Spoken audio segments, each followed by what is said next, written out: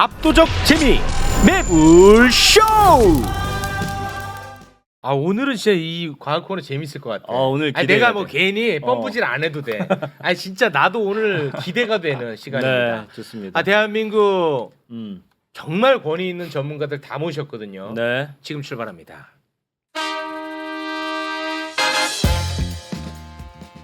어벤져스 특집. 아, 이거 왜 이럴까 준비하시다가 아 미쳐 생각하지 못. 야 시그널을 바꿨다고 얘기를 해야지.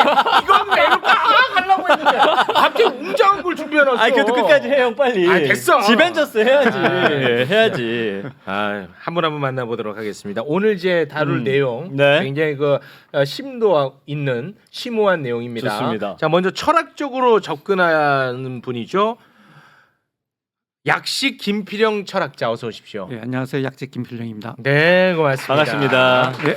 그리고 과학을 아주 쉽게 전달하는 네. 예, 우리 엑소님 어서 오시고요. 네, 반갑습니다. 네, 고맙습니다. 그리고 이분은 진짜 똑똑해. 네. 이게 머리 형태가 똑똑한 머리야. 맞아 똑똑한 이게 관상이야. 진짜 딱 맞아. 두상. 네. 관상이 아니라 이 머리 형태가 이 똑똑한 천재상이라고. 네. 박태웅 의장님 어서 오십시오. 안녕하십니까? 네. 반갑습니다. 이분 똑똑해. 진짜 똑똑하신 분입니다. 박태훈 의장님 보면 예전에 만화 중에서 그 정확하게 그 기억이 안 나는 그 마빈 박사라고 알아요. 그분 약간 그 느낌이 들면서 네, 똑똑한 분입니다. 이분이 그 눈떠보니 선진국이라는 책을 집필하신 분이야. 근데 이분이 그런 말씀을 하셨대. 뭐라고 하셨어요? 그 집필했잖아. 네. 눈떠보니 선진국. 근데 어. 그거를 내용을 다 반대로만 하면 지금이다. 뭐 이런 말씀을 하셨다는데 과장법이 좀 심하신 것 같아.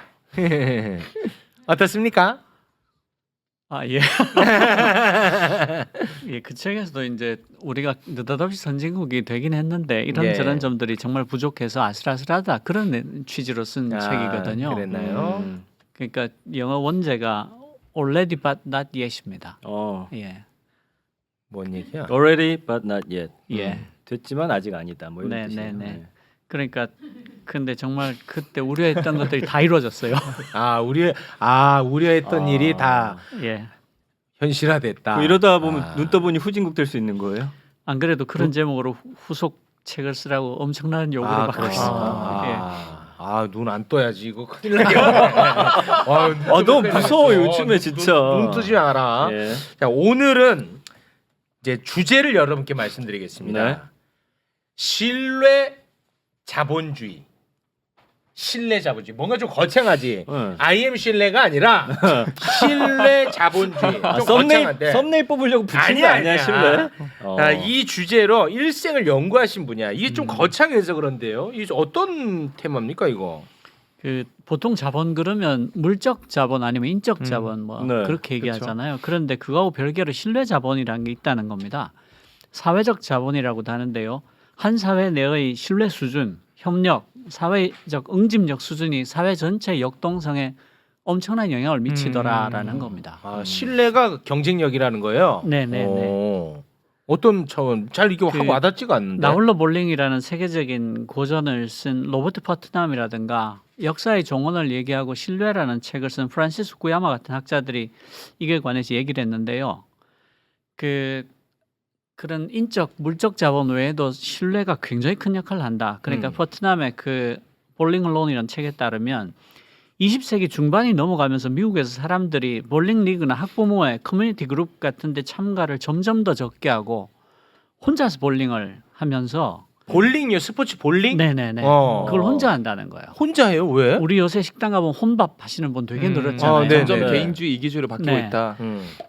그러면서 이런 사회적 자본의 감소가 미국 사회에 사회적 경제적으로 어떻게 부정적인 영향을 가져오는지를 쭉 서술한 책이 이 나홀로 볼링입니다. 혼자 볼링 치는 게 그렇게 큰 영향이 있다는 거예요. 왜? 그러니까 사회적 자본이 감소하니까 네. 개인하고 기관 간의 신뢰도 떨어지고 협력도 감소하고 범죄는 늘어나고 시민들의 이탈감은 올라가고 이런 다양한 사회 문제가 발생하더라는 거예요. 그 왜 신뢰가 무너졌을까?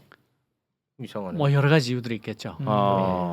그러니까 아무튼 뭐 신뢰가 형성되면은 그 사회의 경쟁력은 굉장히 올라간다는 건데 네. 그게 이제 굉장히 떨어지고 있다는 거를 지적을 해주시는 거네요. 그렇죠. 나홀로 볼링에서는 그걸 지적한 거죠. 그래서 사회적 자본에 대해서 주목하고 사회적 자본을 사회에 충분히 쌓이도록 하지 않으면 인적 자본, 물적 자본이 심지어 많다 하더라도 굉장한 그 위기가 닥칠 거다라고 설명을 한 책이죠. 그러니까 신뢰가 쌓인 사회는 뭐 어떤데요?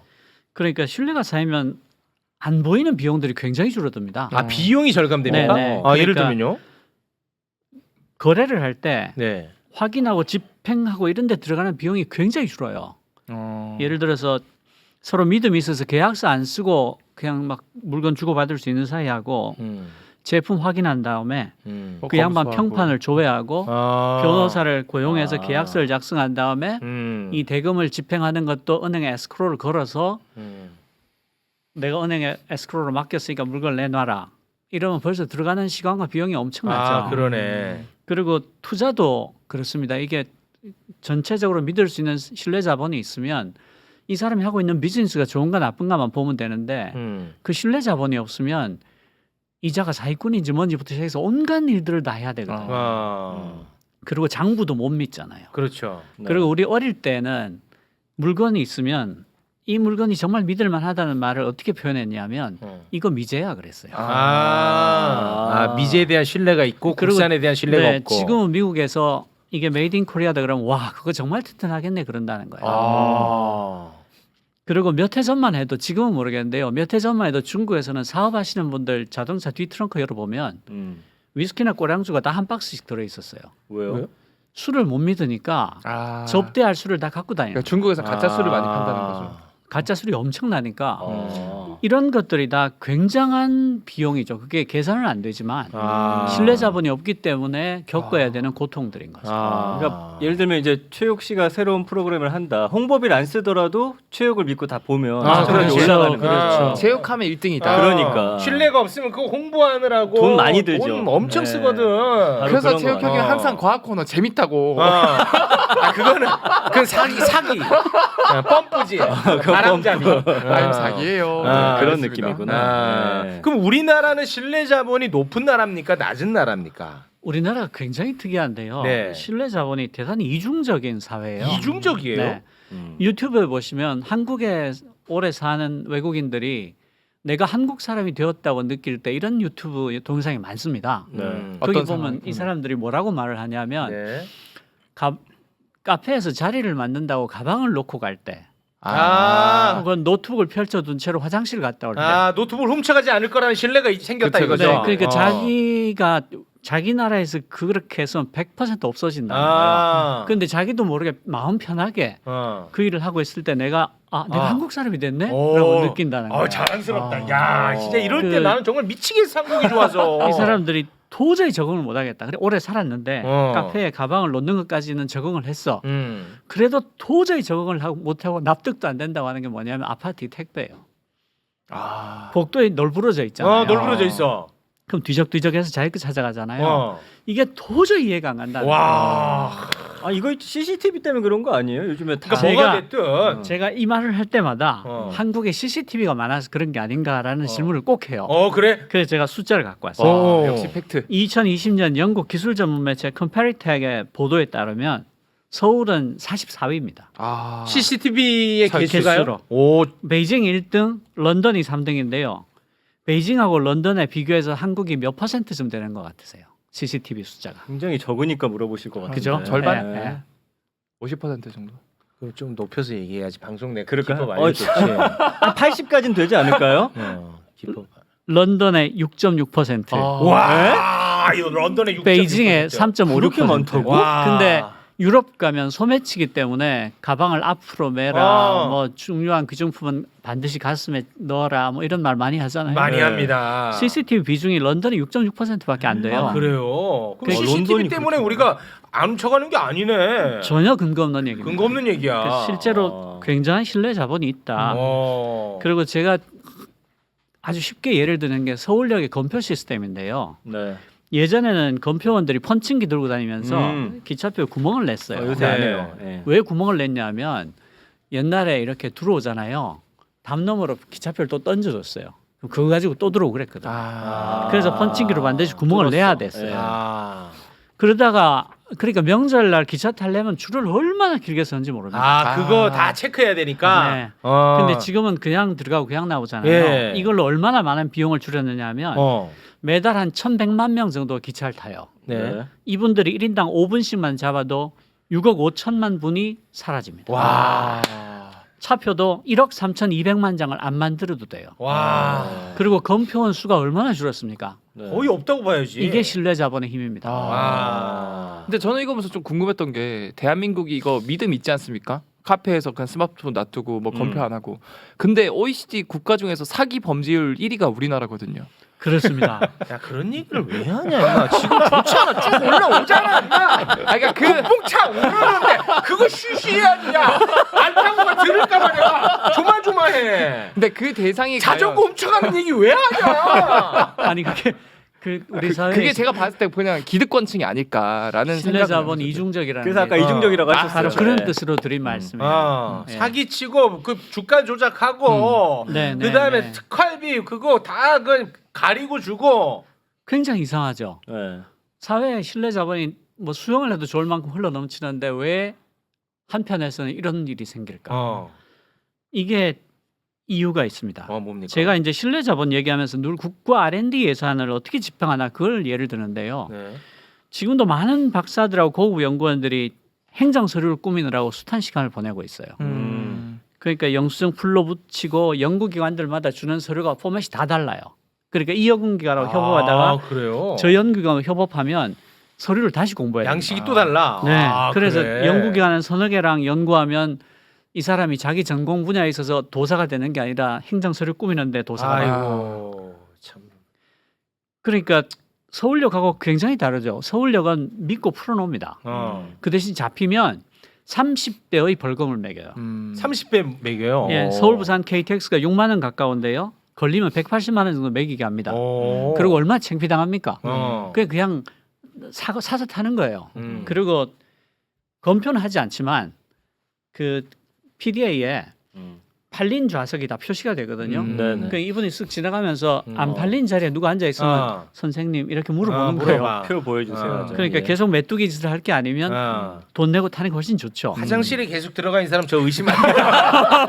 내 봤어요 아저씨 계속 아저씨가 계속 배 아파. 에이구, 아저씨도 참.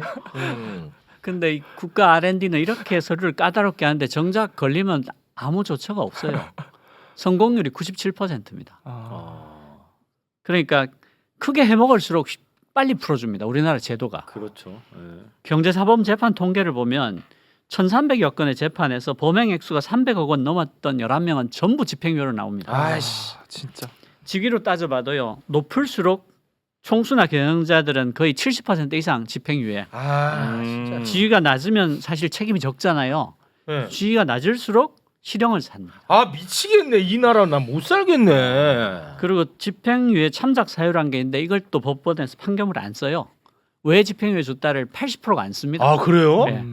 안 쓰는 게 아니라 사실 못 쓰는 거죠. 못 쓰지 쓸 게 없지. 그 독일 형법에서는 경제범죄, 탈세, 화이트 칼라, 공권력 이런 범죄들은 되도록이면 실형을 선고해라라고 적혀 있습니다. 그리고 서울역을 생각해 보면 몇 명의 무임승차를 막자고 모든 사람을 괴롭히는 대신에 믿고 맡기지만 걸리면 30% 때리잖아요. 네. 근데 우리나라의 법제도는 완전히 거꾸로 하고 있는 거죠. 모든 사람을 괴롭히지만 걸리면 풀어주는 거예요. 미치겠다 진짜. 그러니까 신뢰 자본이 흘러 넘치더라도 이걸 쓸 방법이 없는 거예요. 쓸 수가 없잖아요. 이렇게 해버리면. 네. 서울역하고 반대로 해버리니까. 정말 너무 어이가 없는 거죠. 그러니까 우리나라가 사기 범죄가 1등이 되는 이유는 네. 처벌을 안 하거든요. 그러니까 50억 사기했으면 벌금 3억 이런 식이면 한 내가 그리고 또 뭐 파산 신고하면 안 갚아도 되더라고요. 네, 그러면 내가 한 1년 반 살다 나오면 47억이 내 거네? 이렇게 되잖아요. 우리 신뢰 자본을 좀 낭비하고 있네요. 이걸 잘 써야 되는데. 네. 그러니까 왜 그러면 신뢰 자본이 가득한데 엘리트들한테만 가면 흔적도 없이 사라지냐? 이 세계적인 부패 문제 권위자인 미국의 마이클 조스턴 박사가 부패 신드롬이라는 책을 썼는데요. 그 책에서 한국을 엘리트 카르텔형 부패 국가라고 설명을 합니다. 그러니까 정치인, 고위관료, 언론인 이런 사람 엘리트들이 학연 지연으로 똘똘 뭉쳐가지고 카르텔을 만들고 거기서 부패 행위를 통해서 온갖 걸 해먹는다는 겁니다. 대표적인 게 재무부 출신의 모피아입니다. 그러니까 우리나라가 다른 나라에 비해서 더하다는 거는 맞아요? 네, 더합니다. 그래요? 그러니까 부패 유형이 아주 여러 가지인데 네. 한국은 세 번째 유형, 엘리트 카르텔형 부패라는 거예요. 그 이유가 견제받지 않는 권력이 너무 많아요. 아 그래? 그러니까 제도가 잘못된 건데요.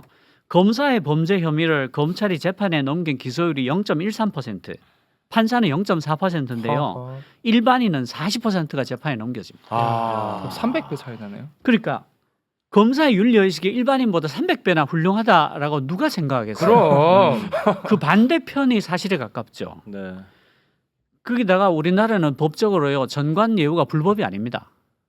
미국에서는 판사가 변호사하고 자기가 그러니까 동향이라거나 같은 학교 나왔다는 관계가 있는데도 기피 신청을 하지 않으면 판사를 파면합니다. 아, 그런데 우리는 그걸 전관 예우라고 불러요. 네. 불법을 놔주는 거죠. 거기다 대표적인 게 이제 그 모피아 사례인데 옵티머스 펀드 사기 사건이 1조 5천억이거든요. 네 피해 규모가 근데 여기 배우로 있었던 이양우계를 비롯한 그 기재부 모피아 고위 관료 출신들이 전부 다 무혐의로 풀려납니다.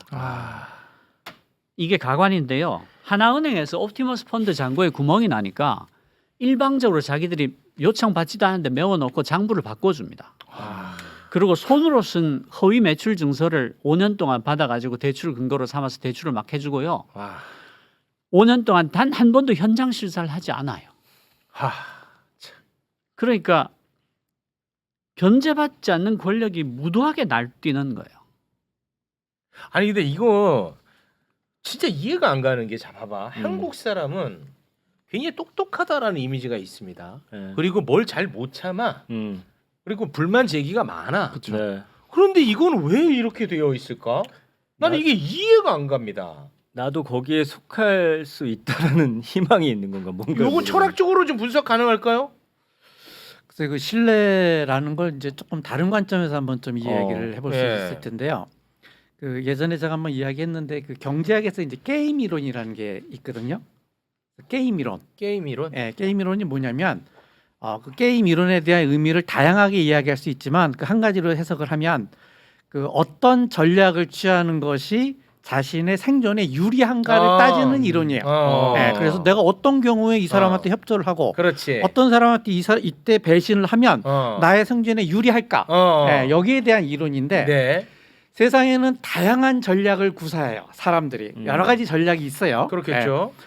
어떤 사람은 항상 협조만 해. 다른 사람에게. 그렇지. 예, 천사파라고 합시다. 천사파. 예를 들어서 쓰세요. 예. 천사파 협조적이야. 협조적. 그리고 어떤 사람은 항상 뒤통수만 쳐. 뒤통수. 예, 그걸 막가파라고 합시다. 막가파.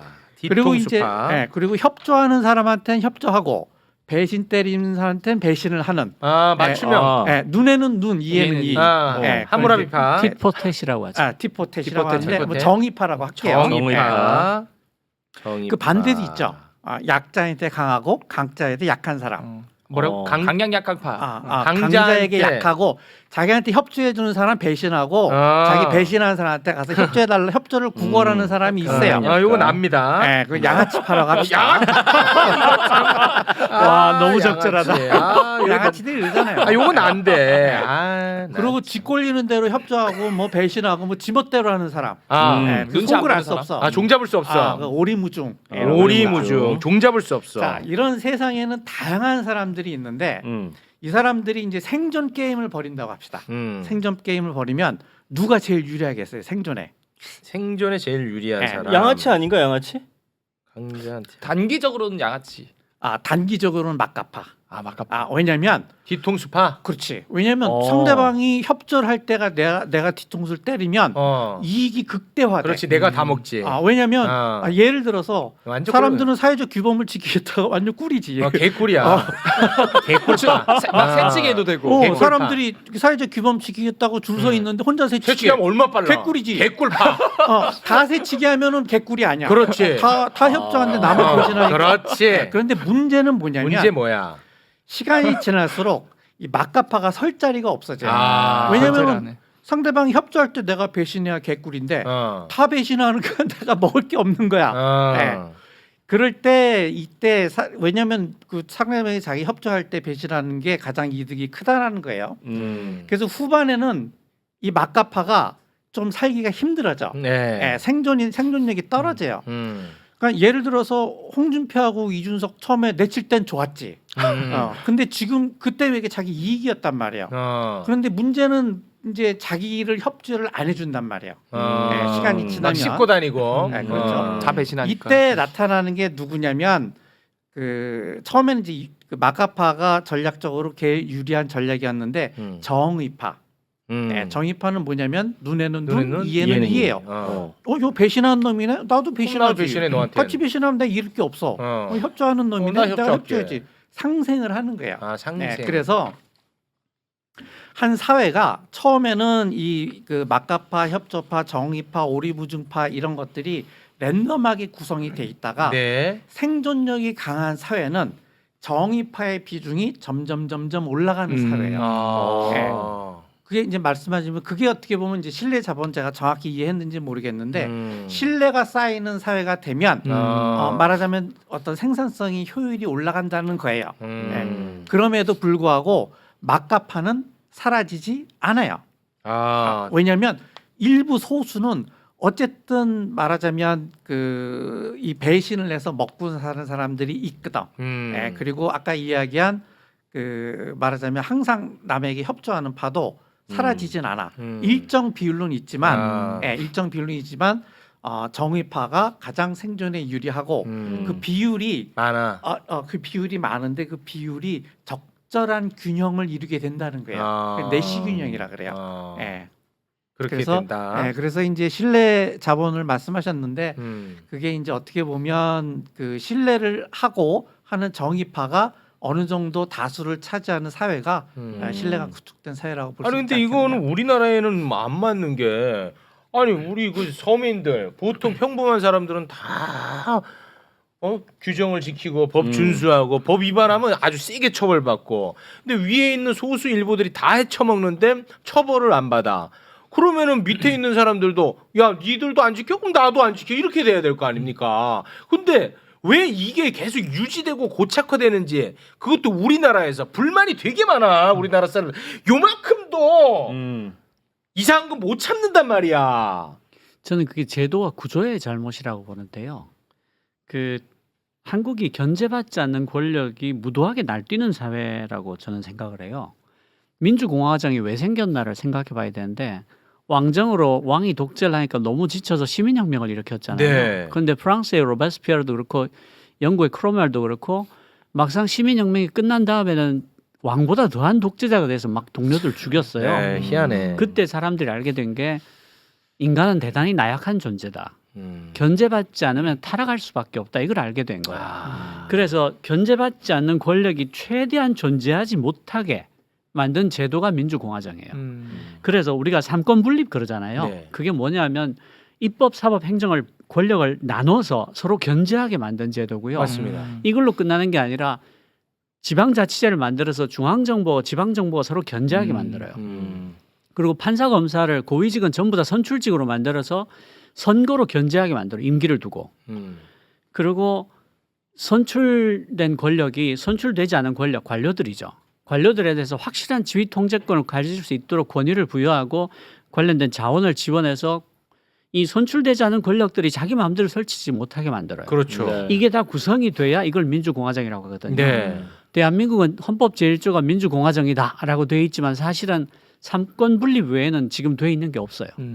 그러니까 견제받지 않는 권력이 이미 타락했거나 혹은 타락할 수 있는 모든 조건을 갖추고 있는 거예요. 그러니까 검사 판사들이 초임에 그렇게 윤리의식이 없진 않았을 거예요. 그런데 같이 있으면서 물드는 거. 이래도 되네 저래도 되네가 알아가겠지. 조금씩 넓어지는 그렇겠지. 거예요. 이래도 되네. 그러니까 나중에는 뭐 돈을 막 써놓고도 당신 그 근거가 뭐예요 하면 영수증이 다 날아갔네? 이러고 빈종이 주고 이래도 된다는 거예요. 그래도 견제받지 않으니까. 일단 기소 독점권 갖고 있고 검사가 죄를 지어도 기소율이 0.1% 이렇게밖에 안 되니까 니들이 어쩔 건데 이런 마음이 저절로 생기는 거예요. 이거는 그러니까 제도의 문제고 구조의 아니 문제죠. 근데 선생님 지금 세상이 굉장히 투명해졌습니다. 그래서 우리가 다 모르지만 견제받지 않았던 권력 기관들이 많이 있었을 거예요. 근데 그게 조금씩 보완되면서 계속 우상향한다고 저는 보거든요.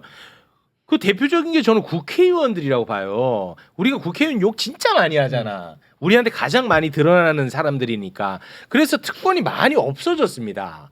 근데 검찰 권력에 대해서는 왜 견제하지 않는 거죠? 바로 그거예요. 그러니까 우리가 사회가 굉장히 투명해지고 네. 선진국이 거의 됐어요. 네. 사회는. 네. 근데 제도가 여기에 터무니없이 못 따라오니까 사람들이 너무 답답하고 황당해하는 겁니다. 대체 어떻게 저런 일이 가능하지?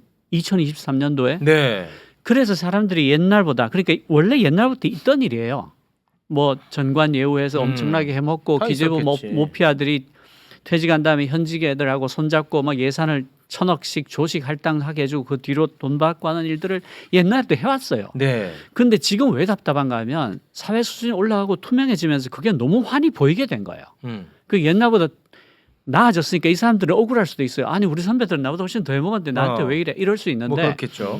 사회가 너무 발전했고 너무 투명해졌기 때문에 그 사람들이 역으로 훨씬 잘 보이고 그만큼 시민들이 훨씬 더 억울해하고 황당해하는 겁니다. 그러니까 이 빨리 제도를 이 올라간 수준만큼 투명해진 만큼 올려야지 우리가 화병 안 걸리고 살 수가 있는 거예요. 아니 그러니까 그 제도는 결국 주권자가 고치는 거잖아요. 그렇습니다. 그 고쳐지겠다는 말씀을 이렇게 하시는 거구나 그러면. 아니요, 그러니까 민주당이 정신 차리고 빨리 법을 만들어. 아 갑자기 정치 결론. 와, 나 진짜 이해를 할 수가 없는데 이게 신뢰 자본주의 우리 지금 하고 있잖아. 네네. 근데 동물 사회에서도요. 이 신뢰라는 게 존재한다라는 걸 우리 엑소님이 준비를 또 해왔어요. 네, 지금 과학 코너 역사상 가장 긴 시간으로 지금 가고 있는데 너무 풍성하잖아. 너무 좋습니다. 그래서 저는 5분 내로 끝내도록 하겠습니다.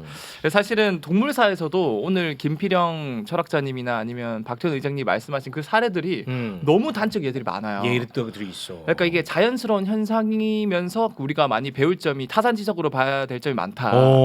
대표적으로 일단 침팬지 같은 경우는요. 네. 이 신뢰의 중요성이 굉장히 빈번히 일어나는데 이 케냐의 침팬지 보호구역에서 침팬지 15마리를 막 관찰해요. 하니까 얘네들이 친한 애들이 있고요. 그리고 좀 어색한 애들이 있는 거예요. 침팬지끼리도. 네. 네. 그럼 얘네들끼리 신뢰감이 과연 차이가 있을까 궁금했던 거예요. 그래서 굉장히 재밌는 실험을 합니다. 그래서 이 실험 사진을 보여드리면 실험 사진 뜨는데요. 네. 저 왼쪽에 있는 침팬지가 이제 실험을 하는 침팬지고요. 네. 오른쪽에 있는 침팬지가 친한 침팬지가거나 또는 서먹서먹한 침팬지가 와요. 이제 거기 바뀌겠고. 네, 근데 이제 불신의 줄과 신뢰의 줄이 있는데 왼쪽 불신의 줄을 당기면 적은 양의 먹이를 확실하게 얻을 수 있습니다. 자기한테 당기 왼쪽에 있는 침팬지가. 근데 오른쪽에 신뢰의 줄을 당기면은 한 3배, 4배 많은 먹이가 있거든요. 근데 하필 그거 당기면은 자기한테 오는 게 아니라 그 반대편에 있는 침팬지 가는 거예요.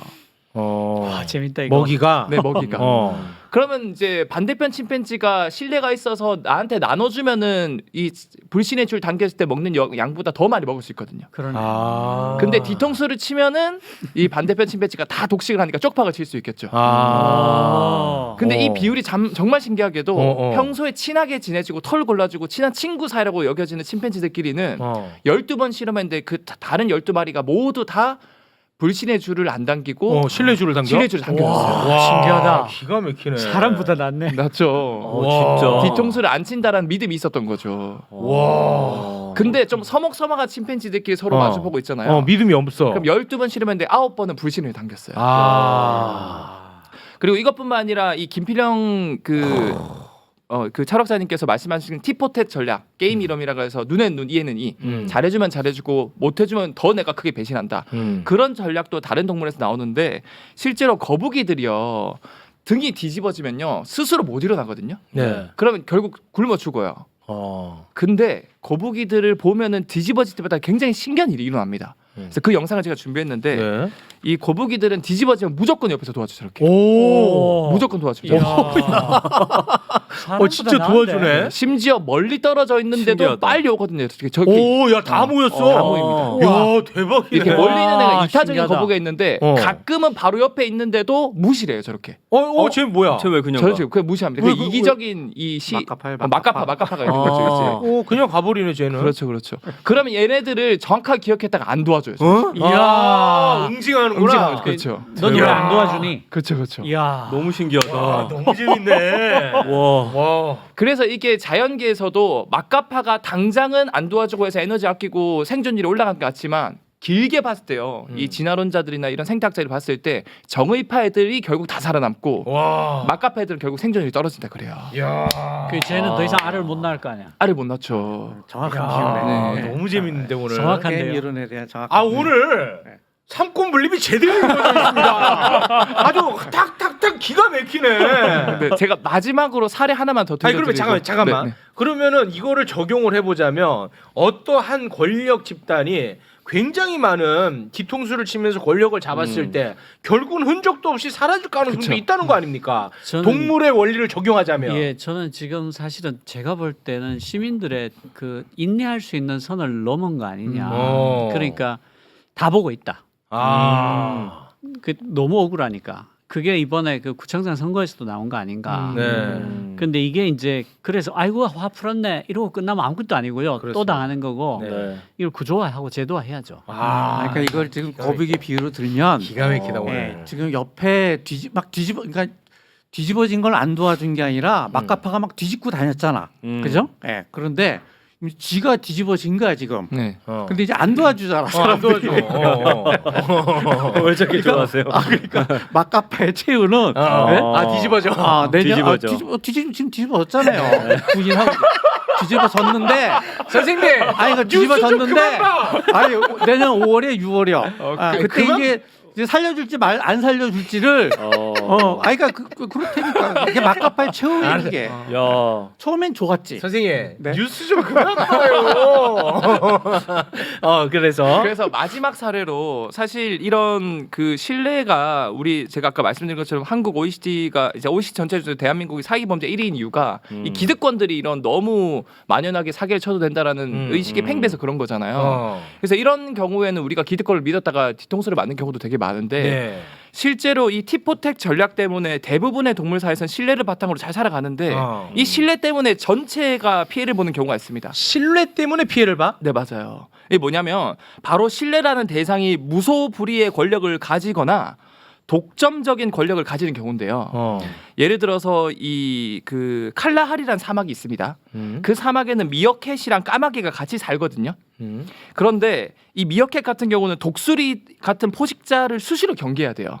왜냐면 얘가 순식간에 확 날아서 바로 낚아채서 미어캣을 잡아먹거든요. 네. 그래서 너무 무서운 존재인데 미어캣이 네. 정말 다행히도 까마귀가 이 높은 나무 위에서 항상 경계를 하면서 독수리가 보이면은 깍깍 하면서 미어캣들 도와줘요. 우와. 경계임을 울려줘요. 그러니까 미어캣을 위해서 울려주는 거야? 미어캣을 위해서 울려주는 건데 어. 그게 또 다른 뒤통수를 칠 수 있는 그런 저희가 숨겨져 있다라는 거예요. 왜?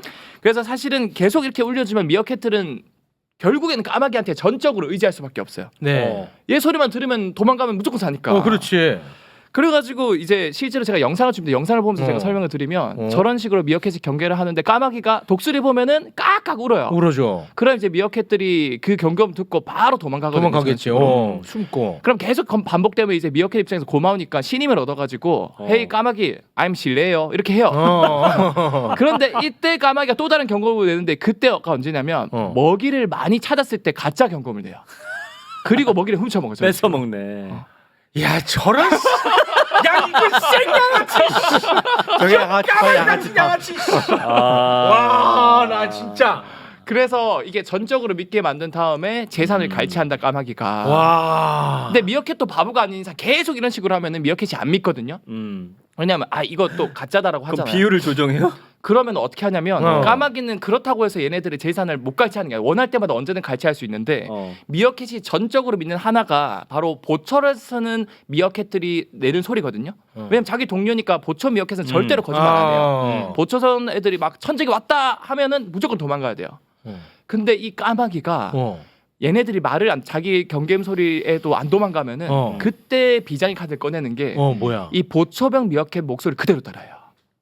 우와, 씨 미치겠다. 진짜. 진짜 머리 좋다. 와. 그러면 또 전적으로 믿고 도망을 가면서 자기 재산들을 다 갈취 당하는 거죠. 와. 그래서 이런 거 보면서 이제 어떻게 보면은 진짜 사실 이 까마귀가 365일 이러는 건 아니거든요. 이 겨울에 먹이 없을 때만 딱 이 짓을 하고요. 나머지 봄, 여름, 가을에는 100% 신뢰를 할 수 있게 정직하게 경계음을 그 울려줘요. 정도만 해도 괜찮네. 네. 근데 이거를 보면서 저도 사실 이 신뢰 관계가 까마귀 미어캣처럼 한쪽에 이제 까마귀에 집중된 절대적 권력이 있으면은 피해를 볼 수밖에 없는 상황임에도 불구하고 따라갈 수밖에 없는 슬픈 현실이 나타날 수 있다라는 거예요. 이 권한을 누군가가 독점했을 때 네. 밑에 있는 미어캣의 존재는 어쩔 도리가 없는 측면도 있다는 거를 그렇죠. 또 짚어준 거네. 네. 그래서 체크 앤 밸런스라고 하죠. 견제와 균형. 견제와 균형. 이 경우는 균형이 깨진 경우. 그러니까 약간 까마귀 말고 또 다른 오소리 같은 애가 옆에서 이런 경계를 하면 또 경쟁이 붙으면서 삼권 분립이 되겠죠. 근데 까마귀가 독점적인 권력을 쥐고 있으니까 미어캣은 전적으로 피해가 오음에도 불구하고 믿을 수밖에 없는 상황이다.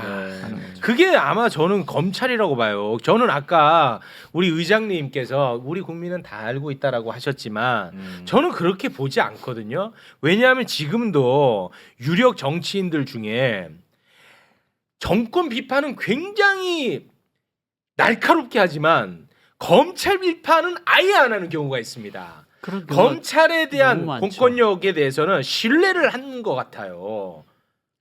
무서워하는 거 아니야? 나 털릴까 그러니까 뭐 봐? 무서워할 수도 있고 신뢰할 수도 있고 뭔지는 잘 모르겠습니다만 네. 정권에 대한 비판은 굉장히 날카롭게 하는데 검찰의 비판은 안 합니다.